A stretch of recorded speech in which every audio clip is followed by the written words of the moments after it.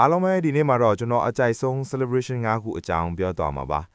celebration ဆိုတာဘောလုံးမှာရိုးရိုးရှင်းရှင်းအောင်ပွဲခါနာတစ်ခုဆိုပေမဲ့တချို့အောင်ပွဲခါနာတွေပိုပြီးနှက်ချိုင်းတာတွေရှိပါတယ်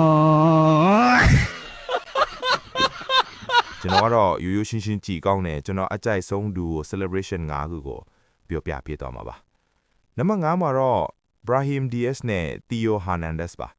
AC Milan အတွက် Serie A ပွဲတစ်ပွဲမှာBrahim Diaz က brilliant run နဲ့ defender တွေကိုကြော်ပြီးဂိုးသွင်းနိုင်ခဲ့ပါတယ်။အဲ့ဒီဂိုးက Milan fans တွေအတွက် energy အပြည့်နဲ့ moment တစ်ခုပါ။ဂိုးဝင်သွားတဲ့အချိန်မှာတော့ Theo Hernandez က sprint လုပ်ပြီး Brahim စီကိုပြေးလာပါတယ်။ပြီးတော့သူတို့နှစ်ယောက် perfect sync နဲ့ celebration လုပ်ကြပါတယ်။ဒီ celebration က friendship plus chemistry ကိုပြသခဲ့ပြီး team spirit အပြည့်နဲ့ moment တစ်ခုဖြစ်ခဲ့ပါတယ်။နံပါတ်4မှာတော့ Cristiano Ronaldo နဲ့ Marcelo ပါ။ Real Madrid အတွက် Champions League ပွဲတွေမှာRonaldo က crucial goal တွေသွင်းပြီး team ကိုကယ်တင်ခဲ့တဲ့အချိန်တွေအများကြီးရှိပါတယ်။ goal ဝင်ပြီးတဲ့အချိန်မှာ Ronaldo ရဲ့ famous CU celebration ကို Marcelo ကအမြဲလိုက်ပြီးအတူလုပ်ပါတယ်။သူတို့နှစ်ယောက်ရဲ့ bond က field ထဲမှာတည်းမကပဲ field ပြင်ပအထိ strong ဖြစ်ပါတယ်။ဒီ celebration က winning mentality plus friendship ကို perfectly represent လုပ်ပါတယ်။နံပါတ်3မှာတော့ Paul Pogba နဲ့ Jesse Lingard ပါ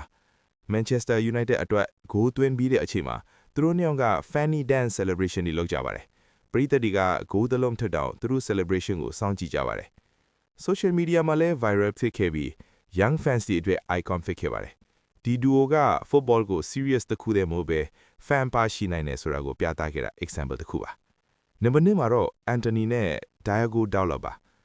Manchester United အတွက် important goal တစ်လုံးသွင်းပြီးတဲ့အချိန်မှာသူတို့နှစ်ယောက်က signature handshake celebration လုပ်ကြပါတယ်။ဒီ handshake က simple ဖြစ်ပေမဲ့ style နဲ့ confidence အပြည့်ပါပါတယ်။ fans တွေကဒီ celebration ကို imitate လုပ်ပြီး TikTok မှာတော့ trend ဖြစ်ခဲ့ပါတယ်။ဒီ duo က modern football celebration culture ကိုပြသခဲ့တဲ့ example တစ်ခုပါ။နံပါတ်3မှာတော့ Lamine Yamal နဲ့ Alejandro Balde ပါ